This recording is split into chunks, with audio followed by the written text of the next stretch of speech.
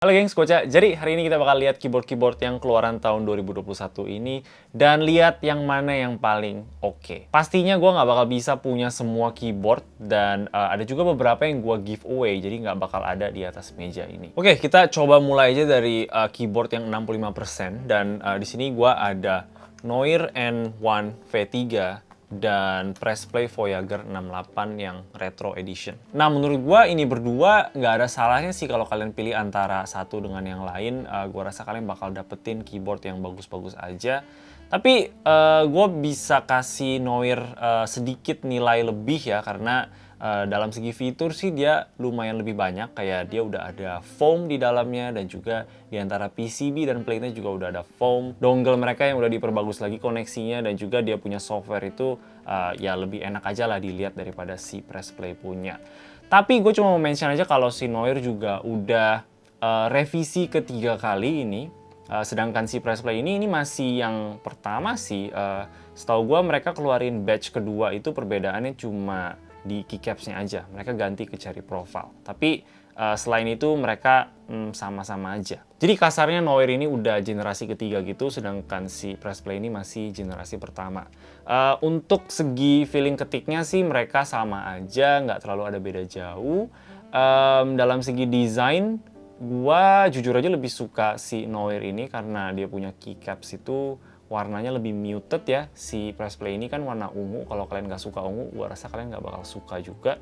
Mereka ada yang warna putih sih, tapi setahu gue sih sekarang udah nggak ada lagi, cuman sisa yang Retro Edition aja. Tapi selain itu, mereka berdua gua rasa keyboard yang cukup mirip-mirip aja sih, tapi karena fitur-fitur di Noir V3 ini lebih banyak, jadi gua rasa yang Noir ini lebih pilihan yang tepat lah. Oke, abis itu kalau layout 75% di sini kita ada Press Play juga yang Rover 84, terus Rexus M84 Pro dan juga yang Ultimate. Gua nggak ada yang Rexus di atas meja ini, jadi gua nggak bisa kasih kalian lihat. Tapi mereka tuh keyboardnya sama persis, sama persis, cuma beda merek aja. Jadi ya kita nggak perlu terlalu khawatir sih sama segi feeling ketik dan lain-lainnya gitu. Gua rasa pilih yang lebih murah aja. Dan kalau kalian suka sama keycaps Press Play punya, ini definitely mereka punya keunikan sendiri ya. Ini mereka desain sendiri, dan kalau kalian suka yang ini, kalian boleh pilih yang ini. Tapi setahu gue mereka udah sold out sih. Jadi ya mereka ada yang barebone kit kalau nggak salah, yang nggak ada keycapsnya tapi ada novelty keycapsnya, tapi tetap ada switch, dan itu di harga 1 jutaan gitu deh. Dan menurut gue itu masih agak sedikit kemahalan sih. Kalau untuk yang Rexus M84 Pro itu karena udah ada yang Ultimate, jadi gue lebih saranin yang Ultimate aja, dan itu tuh bener-bener sama persis, keyboard yang sama aja, beda keycaps aja. Tapi si Rexus itu lebih murah, dia kayak di 1.050.000 kalau nggak salah. Dan ya karena lebih murah, menurut gue sih lebih enak ambil yang Rexus aja. Kecuali kalian bener-bener suka sama estetiknya merah-merah ini, dan ya boleh-boleh aja pilih yang ini kalau kalian mau. Oke, untuk keyboard yang TKL di tahun ini gue cobain Noir TKL, terus Corsair K70 RGB, terus Pulsar TKL, dan juga ada ini keyboardnya dari Akko. Dan antara mereka semua, kalau gue disuruh pilih untuk beli ya, gue paling pilih si Noir TKL sih. Jadi yang ini keyboardnya bukan warna kuning ya, ini gue spray paint sendiri, dan ini juga bukan keycaps bawaannya. Dan alasan gue pilih ini, menurut gue sih dari segi estetiknya gue paling suka, dan paling simple juga, keycapsnya juga bagus. Dia punya double shot PBT gitu, dan ya nggak ada RGB, pokoknya simple aja gitu, gue suka jadinya. Tapi kalau gue boleh tambahin satu lagi, yaitu adalah ini, keyboard dari Leopold yang kemarin ini gue pernah kasih lihat juga. Dan menurut gue sih ini lebih enak aja gitu. Mereka dari segi feeling ketik sih sebenarnya sama-sama aja, mirip-mirip gitu. Cuman si Leopold ini satu enaknya dia punya keycaps itu sangat-sangat high kualitas. Dia cherry profile, tapi dia punya PCB itu udah south facing juga, jadi makanya cherry profile ini bisa masuk ke dalam. Dan kalau kita mau ganti-ganti sama keycaps cherry profile yang lain yang kita punya, mungkin itu juga bisa masuk ke dalam. Dan itu udah bikin gua makin seneng sih sama keyboard ini. Tapi ada yang nggak enaknya juga, kayak kabelnya ini belum USB-C, walaupun sebenarnya bisa diakalin pakai custom cable, tapi kan itu harus keluar uang lagi. Dia belum hot swap juga, terus dia nggak ada fitur-fitur kekinian yang keyboard-keyboard zaman sekarang itu punya, kayak RGB lah, terus bisa Windows, bisa Mac, terus bisa ini itu gitu. Dan menurut gua itu bakal bikin orang-orang kayaknya jadi kayak nggak mau gitu. Tapi buat gua sih ini untuk ketik doang ini paling enak sih di antara semua. Untuk keyboard kayak Corsair K70 RGB itu jujur aja gua pas coba selama semingguan gitu gua suka banget sih pakainya untuk main game ya. Kalau untuk ketik ya biasa-biasa aja sih. Dan gue bisa lihat orang-orang yang memang suka sama keyboard seperti itu. Mungkin mereka suka sama brandnya, atau mereka suka sama bentuknya, estetikanya gitu kan, beda sama keyboard-keyboard yang lain.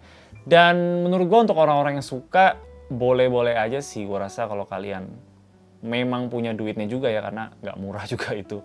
Dan boleh-boleh aja, gue yakin pasti kalian happy-happy aja kok. Sama kayak Corsair K65 RGB atau Black Widow, Razer Black Widow V3 Mini, itu kan keyboard-keyboard compact kecil yang disediain oleh brand-brand besar kayak mereka. Dan kalau orang-orang memang suka dan memang ada uangnya ya, karena mereka lebih mahal dari keyboard-keyboard lokal, boleh-boleh aja, terserah gitu. Tapi untuk gue sih, paling gue lebih pilih kalau keyboard kecil, kayak Fantech Max Fit 61 yang sayangnya gue nggak ada sekarang karena gue udah giveaway, dan juga kayak Vortex VX5 Pro yang sebenarnya sih sama persis sama si Fantech, dan itu bakal jauh-jauh lebih murah, dan gue rasa sih itu bakal memberikan kepuasan yang sama pas main games. Oke, balik lagi ke TKL. Kalau si Pulsar sama si Ako ini terlalu berat, gue nggak bakal angkat. Ini mereka di kategori yang sama sih, karena mereka barebone gitu kan, cuman keyboardnya only, nggak ada switch, nggak ada keycaps. Dan kalau dari segi desain sih, gue lebih suka sama si Pulsar. Ini belakangnya keren banget. Tapi yang Ako ini, gue rasa orang-orang bakal mungkin lebih pilih ya, karena mereka dari aluminium gitu. Bakal kerasa lebih premium aja, lebih mahal. Dan juga kalau misalkan kalian nggak mau warna ungu gini, mereka juga ada yang warna abu-abu, dan gua rasa sih itu lebih oke sih. Kalau dalam segi ketik mereka sama aja, mereka mountingnya juga tetap tray mount, jadi gua rasa sih nggak bakal terlalu ada perbedaan. Jadi antara dua ini sih kalau kalian tertarik, kalian lihatnya desain yang kalian suka aja. Oke, ngomong-ngomong soal barebone, coba kita bahas sedikit soal keyboard yang gua suka pakai tiap hari. Ini KBD 67 Lite Round yang kedua. Sayangnya ini sih agak sedikit susah untuk dibeli, bukan yang bisa kayak dibeli dari online terus besok nyampe. Kemarin ini Good Gaming Shop sempet masukin sih, dan udah sold out setahu gua. Sekarang mereka ada yang round ketiga, tapi gua nggak terlalu pantauin ya, jadi gua nggak tahu udah sold out atau enggak. Tapi ya boleh cek Good Gaming Shop, mungkin siapa tahu mereka masukin juga yang round ketiga. Atau kalau kalian mau banget, kalian juga bisa cari bekas dari orang lain, siapa tahu mereka ada jual. Yang gue pakai ini yang smoky black, gue suka banget sama warnanya. Untuk keycapsnya gue pakai Ako Asa Profile, dan untuk switchnya sekarang sih gue pakai Boba U4T. Keyboard custom budget yang menurut gue sih orang-orang bakal suka-suka aja sih.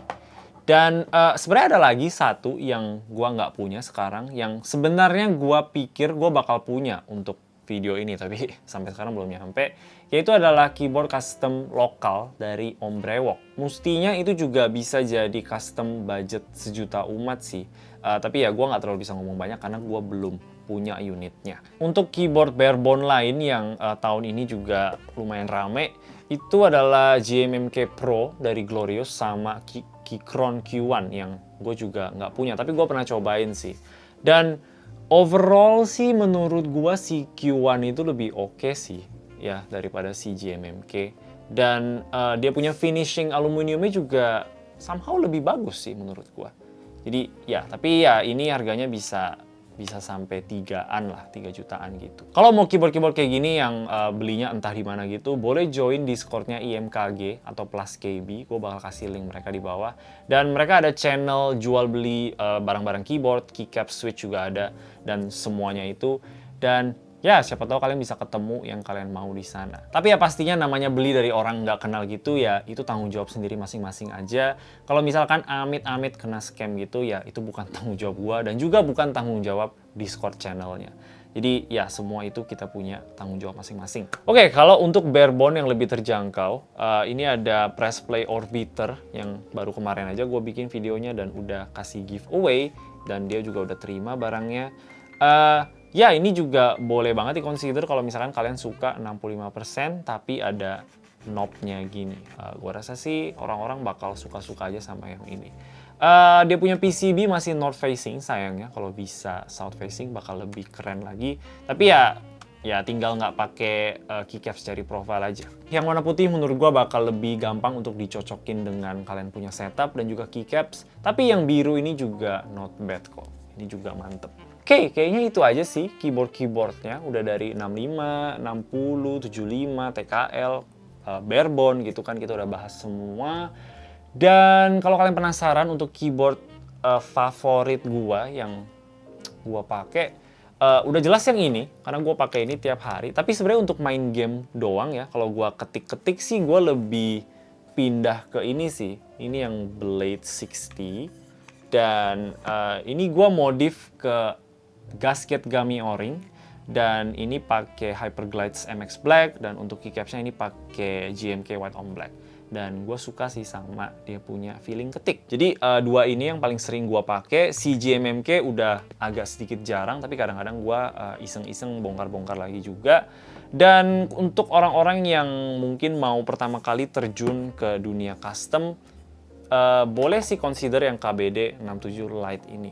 Kalau kalian nggak peduli sama custom dan pengen beli keyboard apa adanya, nggak ada cincong, nggak ada basa-basi, dan sebenarnya yang pre-built manapun yang tadi kita bahas itu juga pas-pas aja sih, nggak ada masalah. Oke, gue bakal coba kasih typing test aja karena mungkin bakal aneh ya kalau video keyboard nggak ada typing test.